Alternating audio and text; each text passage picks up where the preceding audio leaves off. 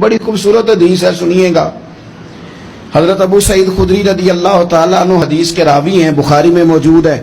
ارشاد فرماتے ہیں کہ ہم ایک سفر پہ تھے، واپس آ رہے تھے، ایک جگہ رات کو قیام کیا، سونا تھا، بستی تھی۔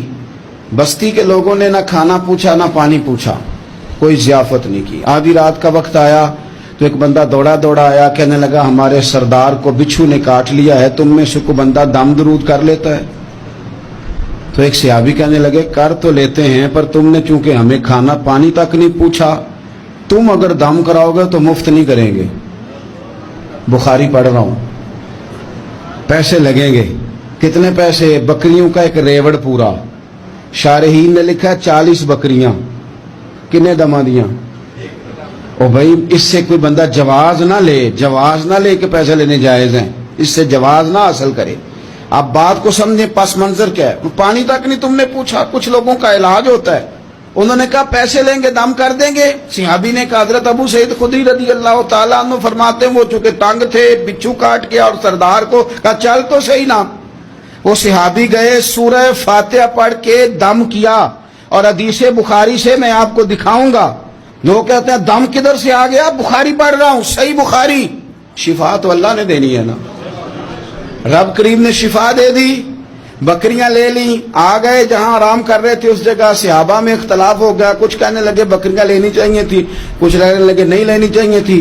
حضرت ابو سعید خدری رضی اللہ تعالیٰ عنہ فرماتے ہیں پھر ہم نے فیصلہ کیا چپ کر کے سو جاؤ، صبح حضور کی بارگاہ میں جائیں گے۔ اگر کریم نے کہا لینی چاہیے تھی پھر تو موج بن گئی، اور اگر کہا نہیں لینی چاہیے تھی تو بکریاں ہانک کے واپس کر دیں گے۔ مسئلہ کیا ہے؟ کہتے ہیں صبح گئے حضور کی بارگاہ میں، جا کے مسئلہ عرض کیا، یا رسول اللہ انہوں نے بھی پانی کوئی نہیں پوچھا تھا، ہم نے بھی کہا دم کریں گے تو پیسے لیں گے، تو ہم نے یہ بکریاں لی ہیں۔ شارحین لکھتے ہیں 40 تھی شاید۔ تو یا رسول اللہ اب کیا کریں؟ حضور مسکرانے لگے، حضور مسکرانے لگے۔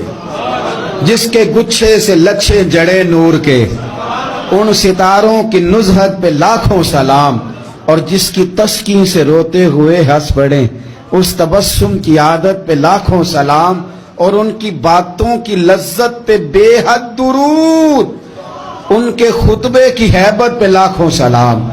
حضور مسکرانے لگے اور مسکرا کے پوچھا اچھا پڑھا کیا تھا؟ یا رسول اللہ سورہ فاتحہ۔ فرمایا سکھائی کس نے تھی؟ کہا یا رسول اللہ آپ نے۔ فرمایا پھر آدھی بکریاں میری ہیں آدھی تمہاری ہیں، پر میرا حصہ نکالو نا بھائی۔